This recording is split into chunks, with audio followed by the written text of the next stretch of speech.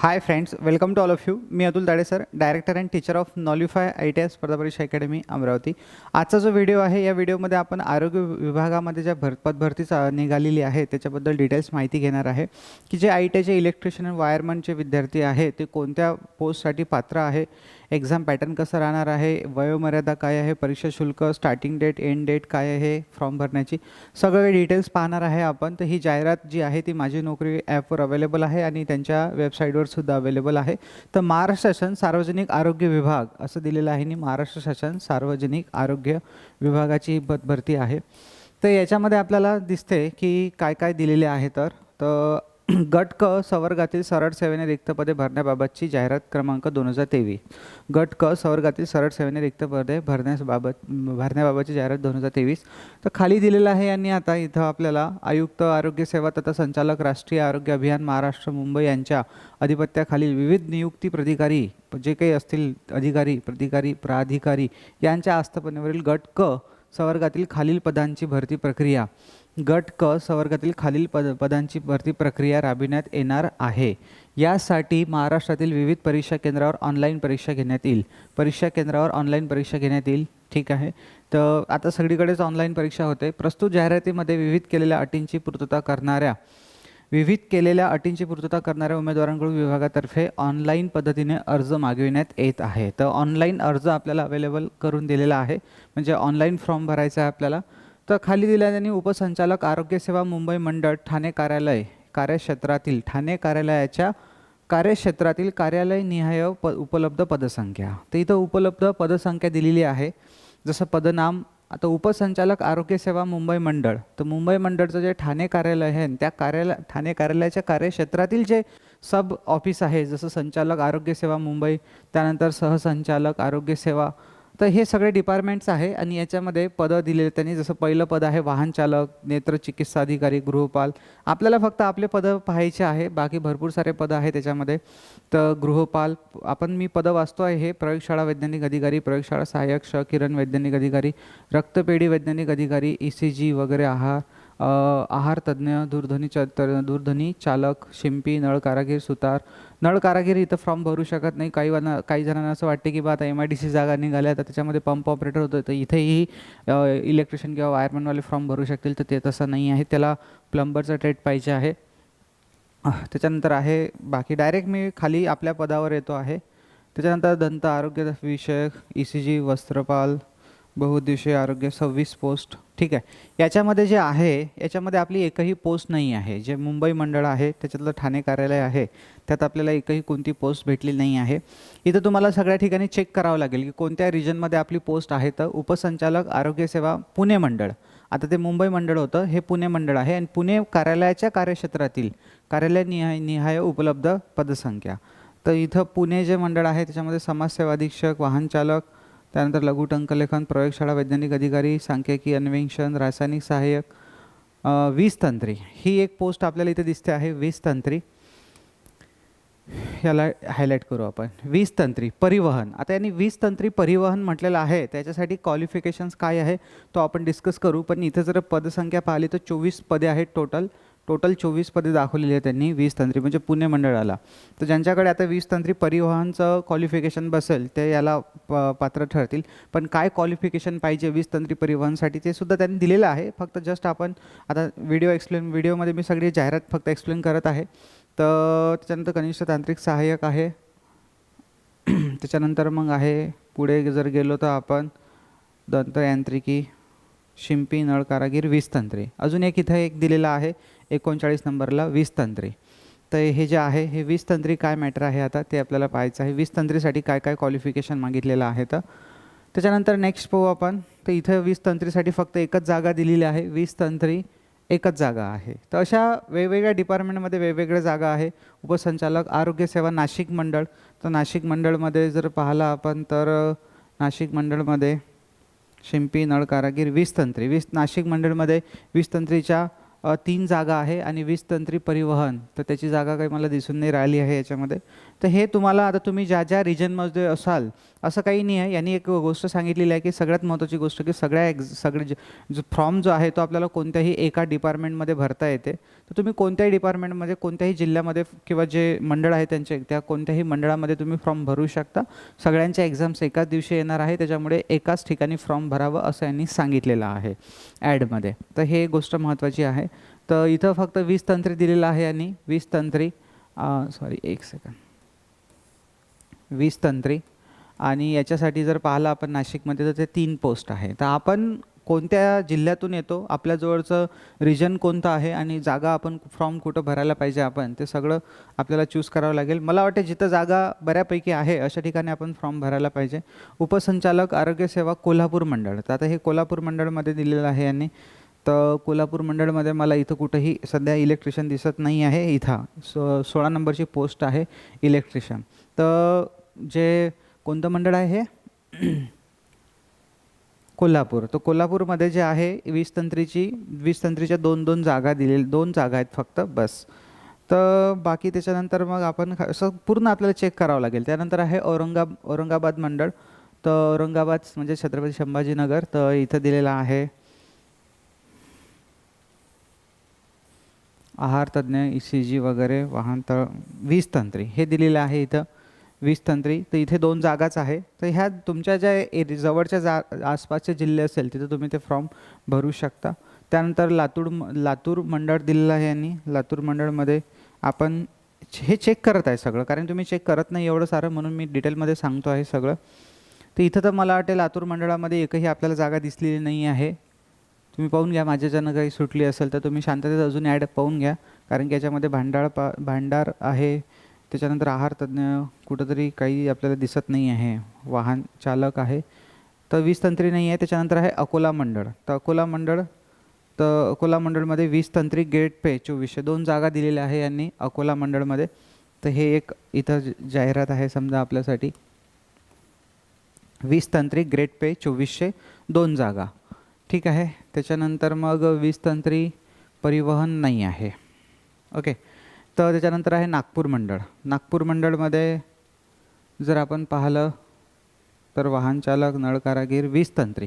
तर एवढ्या मोठ्या नागपूर रिजनमध्ये सुद्धा 2च जागा दिलेल्या आहे आणि 20 तंत्री 2 जागा. म्हणजे जागा आहे पण भरपूर कमी आहे असं आपल्याला म्हणता येईल. ठीक आहे. चला, तर जास्त जागा नाही आहे पण तरीही आपण फॉर्म भरायचा आहे.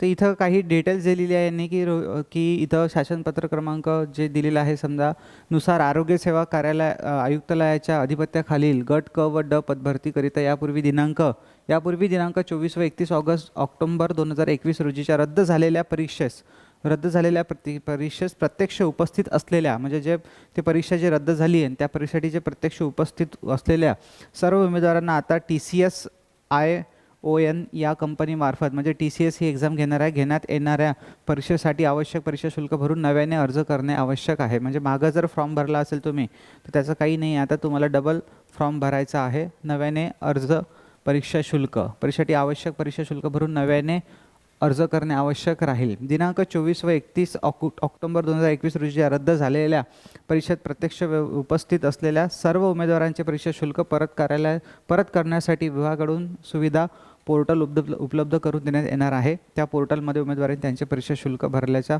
बँक तपशील भरून देण्यात यावा. विभागाकडून उमेदवारांची भरलेली माहिती व नेसा कम्युनिकेशन प्रायव्हेट लिमिटेड यांनी दिलेल्या माहितीची पडताळणी करून संबंधित पात्र उमेदवारांना शुल्क परत करण्याची कार्यवाही करण्यात येईल. तर ज्यांनी फॉर्म भरला होता मागं त्यांना शुल्क वापस भेटण्यात येईल. हे सध्या तर आपल्या नवीन विद्यार्थ्यांसाठी काही कामाचं नाही आहे, पण हे माहिती मी जुन्या विद्यार्थ्यांसाठी सांगितलेली आहे. तर बाकी इथं डिटेल दिलेलं आहे.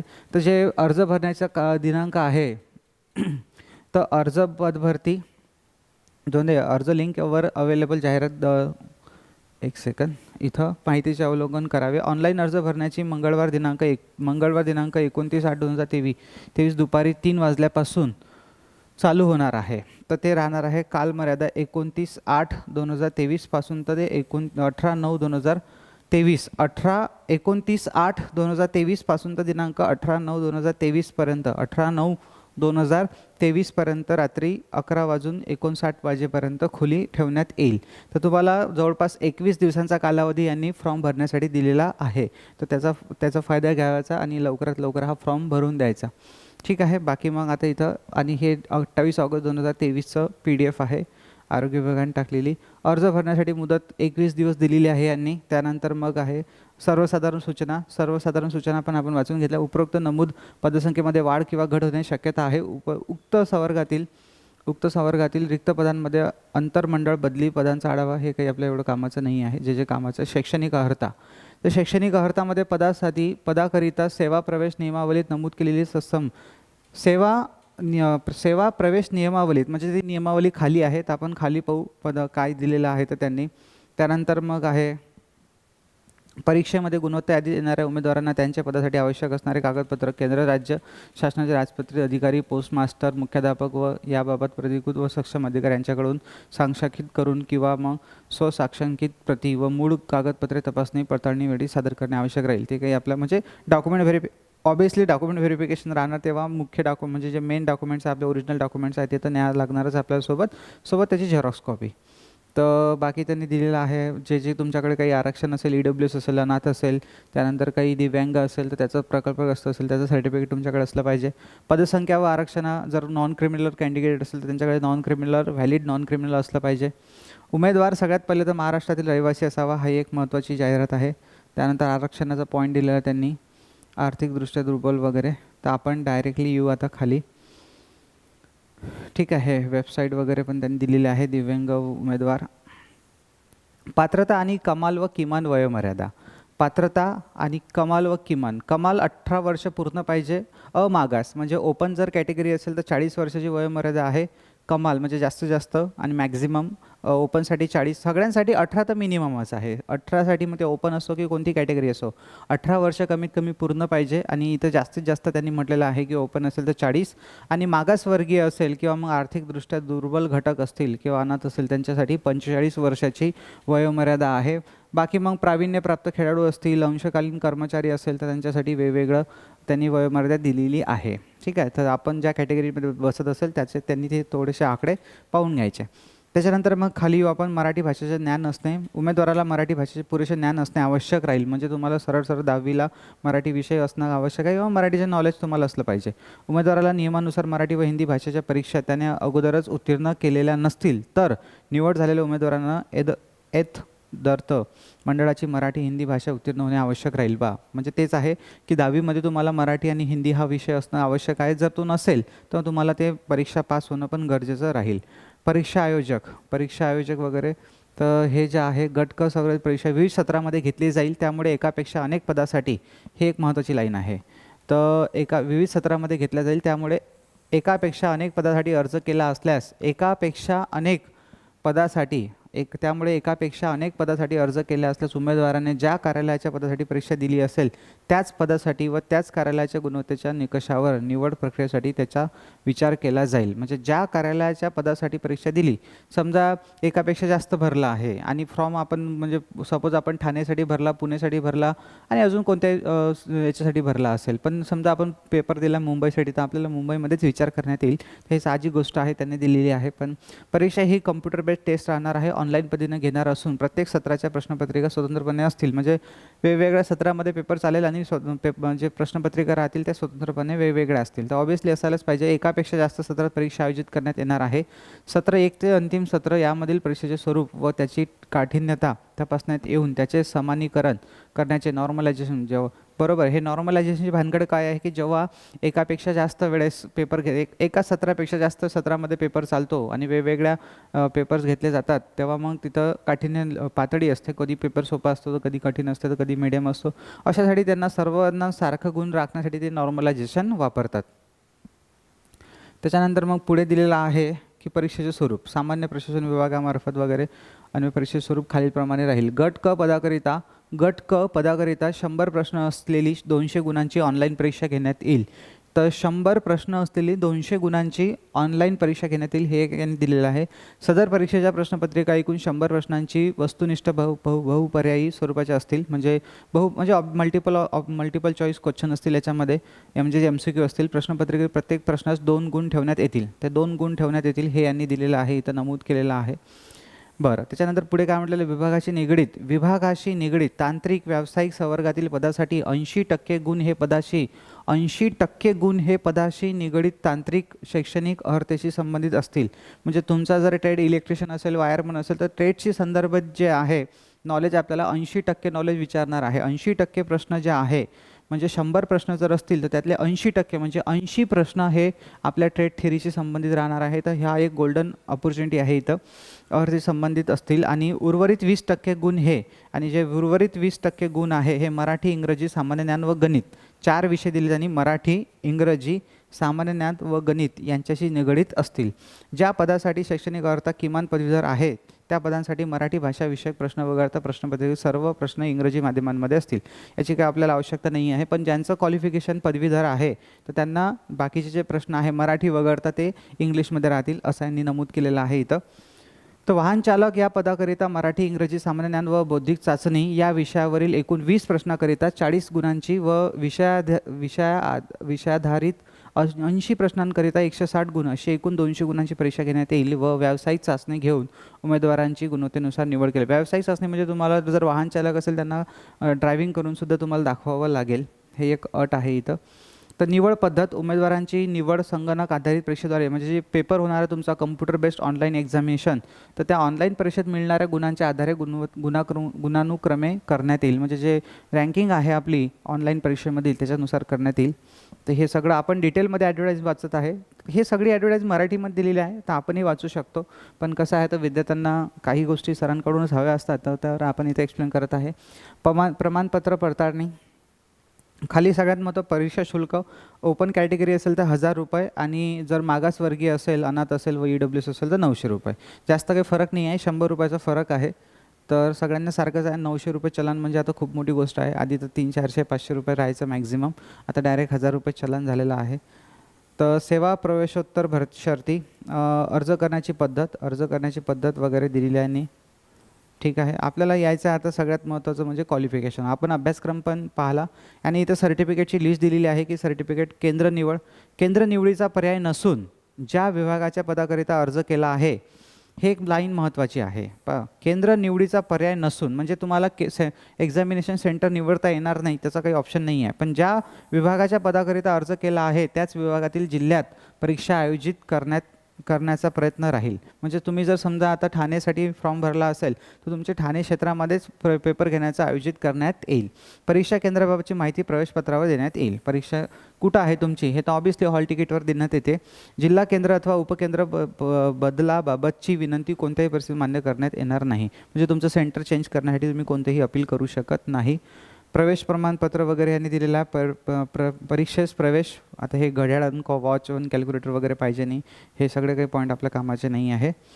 ठीक आहे. त्याच्यानंतर इथं दिलेलं आता एज्युकेशनल क्वालिफिकेशन डिटेल्स, शैक्षणिक अर्हता माहिती. तर आपण आपल्या पदासाठी पाहू फक्त आपण गृह वस्त्रपाल, भांडार व निरीक्षक, प्रयोगशाळा वैज्ञानिक अधिकारी, प्रयोगशाळा सहाय्यक, क्षकिरण तंत्रज्ञ, मी हे सगळे वाचलेले आहे. याच्यातले जे आपले पोस्ट आहेत तेच आपण पाहू. आहार तज्ज्ञ, ECG तंत्रज्ञ, दंतयांत्रिकी, डायलिसिस, त्यानंतर अधिपरिचारिका, दूरध्वनी चालकला टेलिफोन ऑपरेटरसाठी तर इथं दिलेल्यांनी have pass secondary school certificate examination, म्हणजे 12वी पाहिजे, आणि have knowledge of Marathi, Hindi, English speaking fluency.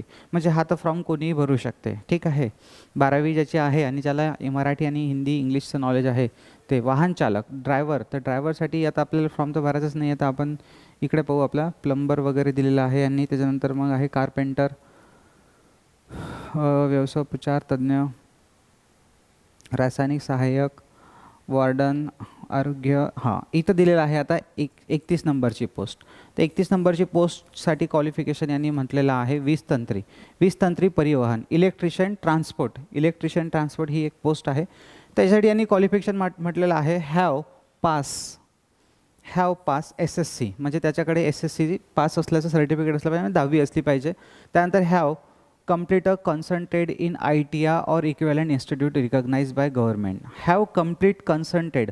आता कन्संटेड म्हणजे या पदाशी कन्संटेड कोणता आहे? 20 तंत्री. आता महत्त्वाचा प्रश्न पडतो की सर इथं वायरमनवाले फॉर्म भरू शकतात का? तर भरू शकतात, कारण की 20 तंत्री जरी म्हटलेलं आहे तर ते पोस्ट नेम आहे, पण 20 तंत्रीशी संलग्न वायरमन आहे म्हणून वायरमनवाली फॉर्म भरू शकतात. तर have complete concentrate in ITIA म्हणजे ITIAशी ट्रेडवाले ते फॉर्म भरू शकतात. और equivalent institute recognise by government, ते गव्हर्नमेंटची जर इक्वेलंट काही इन्स्टिट्यूट असेल तर त्याची सुद्धा विद्यार्थी फॉर्म भरू शकतात.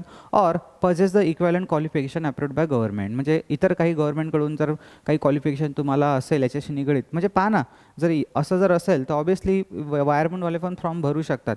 अँड पोजेस NCTVT एक्झामिनेशन और equivalent examination approved by government. हा दुसराच पॉईंट आहे. इथं हा पहिला पॉईंट, हा इथं दुसरा पॉईंट. दुसऱ्या पॉईंटमध्ये म्हटलेलं आहे सरळ सरळ की तुमच्याकडे ITI असला पाहिजे आणि कन्सर्न ट्रेड म्हणजे इलेक्ट्रिशियन आहे किंवा मग वायरमन आहे त्याच्याशी.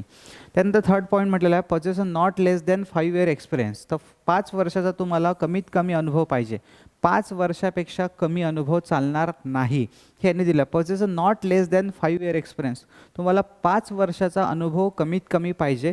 Poses not less than 5 year experience of a full time worker, ते फुल टाईम वर्कर म्हणून इन कशामध्ये पाहिजे, इन कन्सर्न ट्रेड म्हणजे वीज तंत्री असेल किंवा मग इलेक्ट्रिशियन असेल, म्हणजे वीज तंत्री ज्याचं एक्झाम्पल आहे म्हणजेच इलेक्ट्रिशियन आणि वायरमन. तर कन्सर्न ट्रेड इन आणि इंडस्ट्रीमध्ये चालते, कोणत्याही इंडस्ट्रीमध्ये चालते, गव्हर्नमेंट सेक्टरमध्ये पाहिजे और सेमी गव्हर्नमेंटमध्ये पाहिजे, इवन कॉर्पोरेशन असेल त्याच्यामध्येही चालते, लोकल बॉडी असेल कोणती, प्रायव्हेट ऑटोमोबाईल म्हणजे एखादं प्रायव्हेट वर्कशॉप जर असेल तर ऑटोमोबाईल वर्कशॉप असेल तर तिथलंही सुद्धा चालते. पण 5 वर्षाचा तुम्हाला कमीत कमी अनुभव पाहिजे. After completion of the above trade course, म्हणजे तुम्हाला जो वरचा कोर्स ITI झाल्याच्या नंतर 5 वर्ष अनुभव पाहिजे. सर माझ्या आधी ITIच्या आधी म्हणजे ITIच्या आधी 2 वर्षाची गॅप होती, नंतर 3 वर्षाचं 5 वर्ष जमणार नाही. ITI झाल्याच्या नंतर 5 वर्ष जर तुमच्याकडे असेल आणि त्याचं तुमच्याकडे 5 वर्षाचं जर अनुभवाचं सर्टिफिकेट असेल तर तुम्ही ते फॉर्म भरू शकता. आणि चौथा पॉईंट म्हटलेला आहे यांनी, असे 4 पॉईंट म्हटलेला आहे total. Having a capacity to inspect the vehicles and identify the faults defects in vehicle, म्हणजे एखादी 4 व्हीलर असेल किंवा मग एखादी 2 व्हीलर, आता 2 व्हीलर तर म्हटलं नाही यांनी, कोण पण 4 व्हीलर्स, तर त्याच्यातले जे पार्ट्स आहेत ते ओळखता आले पाहिजे आपल्याला. डिफेक्ट काही असेल, दोष काही असेल तर ते ओळखता आले पाहिजे in vehicle. And having a permanent vehicle driving licence, त्यांच्याकडे जे आहे परमनंट व्हेकल ड्रायव्हिंग लायसन असलं पाहिजे. तर ड्रायव्हिंग लायसन हे 4 व्हीलरचं लागेल इथं, कारण की 2 व्हीलरचं लायसन तर नाही म्हणू शकत ते, तर 4 व्हीलरचं लायसन. तर हे झालं वीज तंत्री परिवहन. तर वीज तंत्री परिवहनसाठी एवढं 4 पॉईंट पाहिजे. 10वी पाहिजे, ITI पाहिजे, 5 वर्षाचा अनुभव पाहिजे आणि एक आहे 4 व्हीलरचं तुमच्याकडे लायसन पाहिजे. तर एवढं जर तुमच्याकडे क्वालिफिकेशन असेल तर 4 व्हीलरचं लायसन इथे विचारलेलं आहे, म्हणजे काढणं किती गरजेचं आहे हे आपण असं म्हणू शकतो इथे. आणि अनुभव, तर जे जे विद्यार्थी याला क्वालिफाय असतील, जे या कॅटेगरीमध्ये बसतील त्यांनी आवर्जून हा फॉर्म भरा. तसं जागा कमी आहे पण काही सांगता येत नाही, कॉम्पिटिशनही कमी आहे कारण की एवढी क्वालिफिकेशन मॅक्झिमम विद्यार्थ्यांकडे भेटत नाही, त्याच्यामुळे कॉम्पिटिशन कमी राहणार. तर अभ्यास जर चांगला असेल तर आपली पोस्ट त्याच्यातही निघू शकते. त्याच्यानंतर मग आता पुढे यांनी काय म्हटलेलं आहे, वरिष्ठ तांत्रिक सहाय्यक, तर कुशल कारागीर. आता हे कुशल कारागीरमध्ये जे क्वालिफिकेशन पाहू आपण एकदा थोडंसं वाचून. हॅव SSC म्हणजे त्याच्याकडे 10वी असली पाहिजे. आणि पुढे जो पॉईंट म्हटलेला आहे यांनी, पहिलं झालं 10वी आणि दुसरा पॉईंट म्हटलेला आहे have complete a concern trade in ITI or equivalent institute recognise by government. Concern trade, आता कुशल कारागिराशी कन्सर्न ट्रेड भरपूर सारे आहे, फिटर आहे, टर्नर आहे, मशिनिस्ट आहे, इलेक्ट्रिशियन आहे. मला वाटतं ते सुद्धा विद्यार्थी या कुशल कारागिरीला फॉर्म भरू शकतात. ठीक आहे. तर हे असं आहे की जसं महाजनकोमध्ये कुशल कारागीर ही पोस्ट भरले जाते त्याला सगळेच विद्यार्थी क्वालिफाय असतात सगळ्या स्टेटचे, तसं इथं जे आहेत तर सगळ्या स्टेटचे विद्यार्थी क्वालिफाय असू शकतात. एकदम कन्फर्म त्यांनी दिलं नाही आहे, पण ते आता फॉर्म भरतेवेळी आपल्याला पाहावं लागेल. वरिष्ठ तांत्रिक सहाय्यक, वरिष्ठ तांत्रिक डिप्लोमा पाहिजे याला. त्यानंतर कनिष्ठ सहाय्यक वगैरे याला पण हे पाहिजे. कनिष्ठ तांत्रिक सहाय्यक 10वी पाहिजे. त्याच्यानंतर मग यांनी पुढे दिलेलं आहे की 10वी आणि दुसरा आहे हॅव कम्प्लीट कन्सर्न ट्रेड. परत कन्सर्न ट्रेडच म्हटलेलं आहे, बरोबर. आता ज्युनियर टेक्निकल असिस्टंट, तर ज्युनियर टेक्निकल असिस्टंटसाठी तेच टर्नर, फिटर, मशिनिस्ट, पण इथंही तेच म्हटलेलं आहे की 5 वर्षाचा अनुभव आणि ड्रायव्हिंगचं लायसन, म्हणजे क्वालिफिकेशन जवळपास ते सारखंच आहे. तर याच्या जर पोस्ट जास्त असेल तर यालाही तुम्ही फॉर्म भरू शकता. त्याच्यानंतर मग आहे पुढे जाऊ आपण, पुढे कार्याध्यक्षक, foreman, service engineer, senior security, steno assistant, ECG, आरोग्य निरीक्षक, हेल्थ इन्स्पेक्टर, लायब्रियन. 51 नंबर. तर इथं जे पाहिलं आपण 51 नंबर इथं दिलेला आहे आता वीज तंत्री. ठीक आहे, वीज तंत्री. तर हे जे वीज तंत्रीची पोस्ट आहे याच्यामध्ये पाहू आपण इलेक्ट्रिशियन, वीज तंत्री, इलेक्ट्रिशियन. तर डिप्लोमा, आता इथं याच्यामध्ये पाहू आपण क्वालिफिकेशन काय काय म्हटलेलं आहे. तर पहिलं क्वालिफिकेशन आहे possess a diploma possess a diploma or certificate in electrical trades of any recognized institution or NCT-VT or any other qualification declared by government. तर तुमच्याकडे एक तर इलेक्ट्रिकलमधला डिप्लोमा म्हणजे इवन पॉलिटेक्निकचे विद्यार्थी पण मला वाटते फॉर्म भरू शकतील याला, कारण की ते डिप्लोमा म्हणजे त्यांचाच असतो. तर डिप्लोमा और सर्टिफिकेट आय टी आयवाल्यांकडे सर्टिफिकेट असते आणि पॉलीवाल्यांकडे जनरली डिप्लोमा असतो, पण आय टी आयवाल्यांचाही डिप्लोमा गृहीत धरला जातो. तर डिप्लोमा और सर्टिफिकेट इन इलेक्ट्रिकल ट्रेड, आता इलेक्ट्रिकल ट्रेड म्हणजे कोणताही चालते, इलेक्ट्रिशियन किंवा वायरमन. त्यांनी स्पेसिफिक इथं म्हटलं त्यांनी 20 तंत्री, पण तिकडे फक्त काय म्हटलेलं आहे इलेक्ट्रिकल ट्रेड म्हणजे इलेक्ट्रिशियन वायरमन चालते. Trades of any recognise institution आणि NCT-VTचं सर्टिफिकेट पाहिजे आपल्याला or any other qualification declare by government.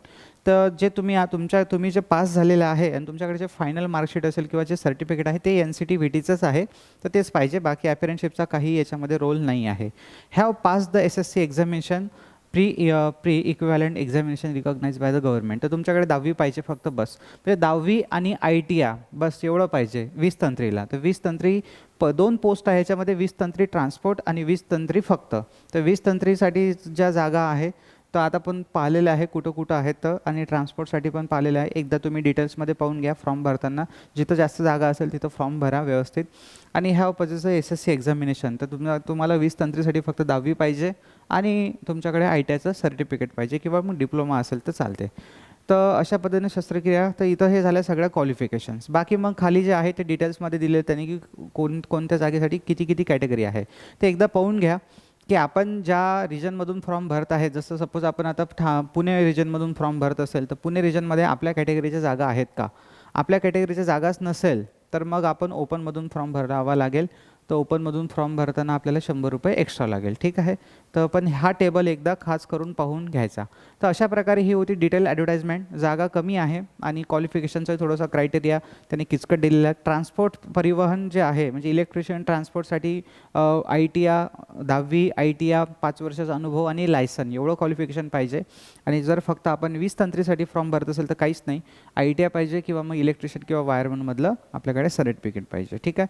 तर फॉर्म भरणे चालू झाले आहे 28 तारखेपासून, तर ते 18/9 पर्यंत फॉर्म भरायची डेट आहे. तर ज्या विद्यार्थ्यांना फॉर्म भरायचा आहे ते भरून घ्या.